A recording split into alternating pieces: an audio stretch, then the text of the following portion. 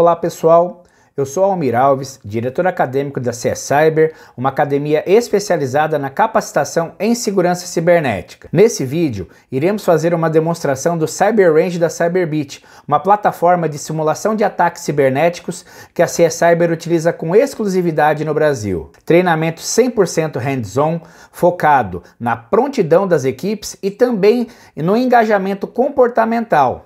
Esse simulador coloca as equipes frente a frente a um incidente cibernético muito próximo ao da vida real. Então, vamos lá!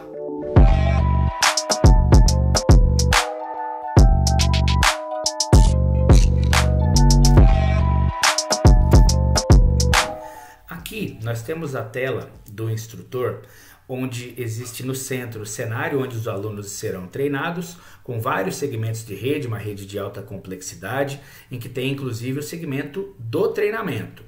Do lado direito, que a gente vai ver aqui na sequência, a gente tem aí o endereçamento dos alunos, ou seja, os alunos que estão realizando o treinamento são destacados aqui do lado direito, eles que vão atuar nesse cenário, e aqui do lado esquerdo nós temos até 34 cenários e exercícios de simulação que abordam diversos tipos de incidentes cibernéticos, como por exemplo a parte de negação de serviço, a parte de ransomware, a gente tem aí vários tipos de Trojan, SQL Injection, XSS, a gente tem Disabled CIEM, a gente tem a parte de vários tipos de Trojan, como por exemplo, vazamento de dados baseado em Trojan, escalação de privilégios, a gente tem cenário de Web Defacement, a parte de Worm, engenharia reversa de código, entre outras possibilidades.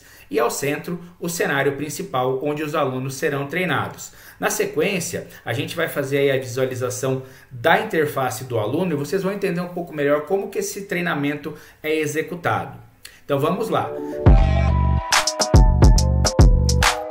Aqui na visão do aluno, nós temos essa interface inicial que é o desktop do aluno e aqui ele consegue enxergar a mesma rede que nós vimos anteriormente. Vamos falar um pouquinho dessa rede. A gente tem um segmento de DMZ, onde são as aplicações web da empresa, algumas delas vão ser comprometidas nos diversos tipos de cenário. Nós temos um segmento interno de intranet com servidor FTP, servidores internos, uma server farm, onde nós temos os principais serviços e servidores da rede, Active Directory, e-mail, DHCP, DLP, servidor de arquivos.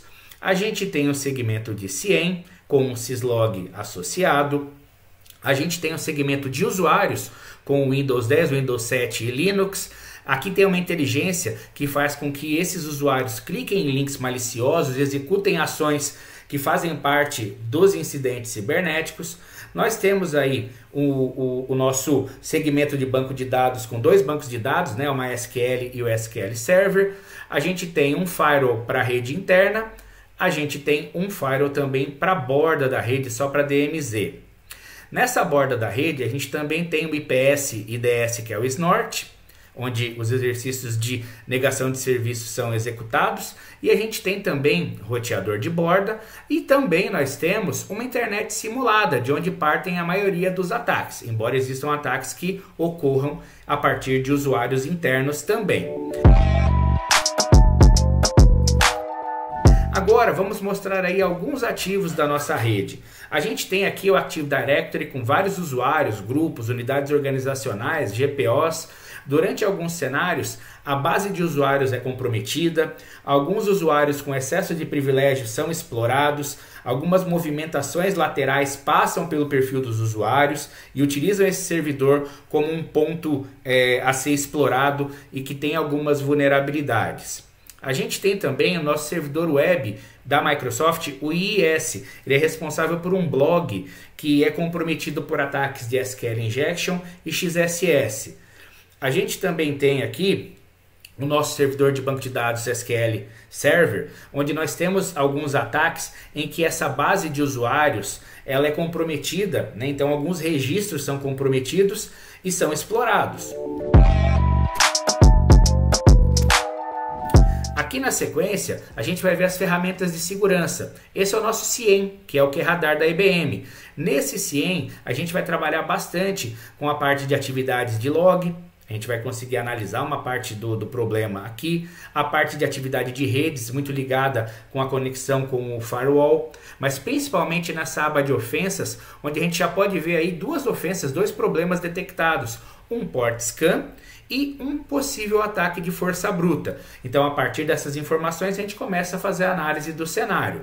Aqui no nosso firewall, a gente vai trabalhar bastante com a parte de mitigação, ou seja, nós vamos alterar regras, criar regras, reposicionar regras, trabalhar com perfis de vulnerabilidade, perfis de acesso, ou seja, a gente vai trabalhar bastante com as funções de firewall e também de UTM.